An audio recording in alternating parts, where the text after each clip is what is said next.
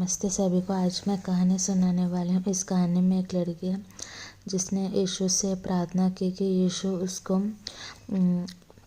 यीशु का ही मस्जिद का क्लास दे। और उसके क्लास में बहुत कम लोग थे, लेकिन उसके दोस्त के क्लास में बहुत सारे लोग थे। तो उसने यीशु से पूछा कि मेरा क्लास इतना छोटा सा क्यों है, दूसरे लोगों का क्लास तो बहुत बड़ा, आपने मुझे बड़ा क्यों नहीं दिया।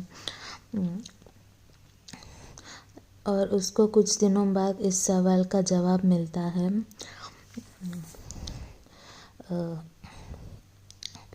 उसके टीचर्स कहते हैं कि कोई भी डाउट हो तो कभी भी आकर हमसे पूछ सकते हैं, लेकिन उसके दोस्त जिसका क्लास में बहुत सारे लोग होते हैं, उनके टीचर्स कहते हैं कि कितने सारे बच्चे हैं, हम कितने लोगों का डाउट सॉल्व कर सकते हैं, तो हमें मत पूछो, अपने फ्रेंड से या टॉपर से पूछो। और जब वो फ्रेंड से या टॉपर से पूछते हैं तो कभी कभी वो कहते हैं कि टीचर्स को ही पूछो।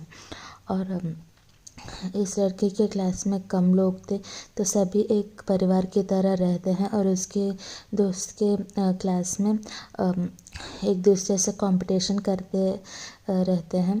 और ये और उसके दोस्त दोनों शांत स्वभाव के हैं। और इसके लैब टीचर्स बहुत सारे होते हैं, और जब वो लैब कर रहे होते हैं तो इनके साथ ही रहते हैं, तो सबको एक्सपेरिमेंट करने में बराबर मौका मिलता है। लेकिन उसके दोस्त के ग्रुप में वो उसको थोड़ा परेशान करते हैं।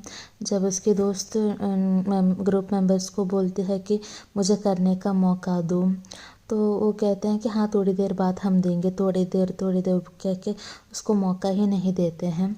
लेकिन टीचर्स बहुत दूर होते हैं, तो उनको पता नहीं होता कि क्या हो रहा है। तो वो उसके दोस्त को बुला के उसको डांटते हैं कि क्यों एक्सपेरिमेंट नहीं कर रही हो, ऐसे ही क्यों खड़ी हो, दोनों को बराबर करते रहना चाहिए। और उसके दोस्त भी ग्रुप मेंबर्स के खिलाफ़ कुछ नहीं बोलते, क्योंकि उस सब क्लास में सभी की ज़रूरत होती है और सबसे अच्छा रिश्ता होना चाहिए। और अगर टीचर को सच कहेंगे तो शायद उसके ग्रुप मेंबर्स उसको डांटेंगे, उसकी मदद नहीं करेंगे बोल के वो सब कुछ सहती है।